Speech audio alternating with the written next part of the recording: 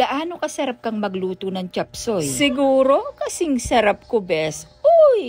Hindi magiging bastos for today's video. So anyway, mga bes, meron na naman kaming pa-order today. At hindi po siya bilao, kung hindi, nasa large tray. Oo, bes, hindi lang pang bilao ang aming binibenta, kundi nasa food tray po yung iba. Depende lang po sa request ng mga nag-o-order na kliyente po namin or mga customer po namin. So anyway, may pa-order po kaming chapsoy, minudo at igado sa Shanghai. So ang order ni client ay mga food tray na large. Kaya maaga kong pinamalengke yung aking mga anak para makabili ng ingredients.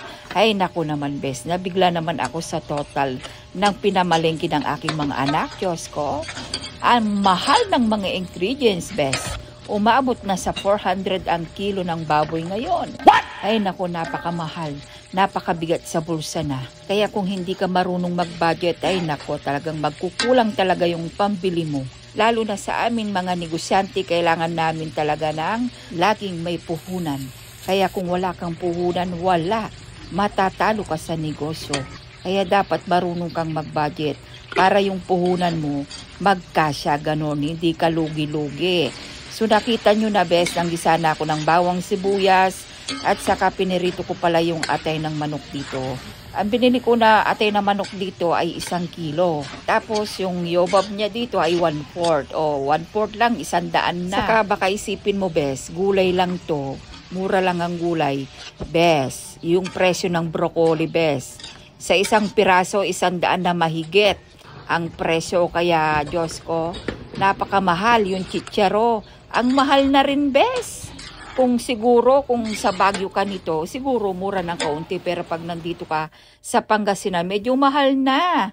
Saka kompleto naman ako, bes. Pag ako nagluluto ng chapsoy ko, nilalagyan ko pa siya ng itlog ng pugo. Pero kung pambahay lang naman, hindi na ako naglalagay, bes. Pero alam nyo naman, pa-order natin ito, kaya kailangan dapat kompleto, Ricardo. Siya nga pala, mga bes, ang pinuhunan ko dito ay umabot na ng 900 pesos. Ang pinresyo ko naman dun sa aking kliyente, ang large tray po namin dito na chapsoy ay 1,200.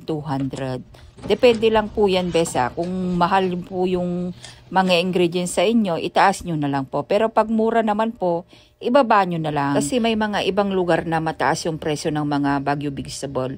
Yung iba naman, mas mababa yung presyo. Pero dito sa amin sa probinsya ng Pangasinan, medyo mataas-taas na rin yung Baguio vegetable dito, bes. So siya nga pala, mga bes, ang dami-dami ko na naman chorbanesnes. Kailangan na namin mag-deliver dito sa aming customer, dito sa bahay niya mismo. Kaya tama na muna ang ating mga marites. So ayun lang, bes. Sure ko lang, ingat. God bless. Bye!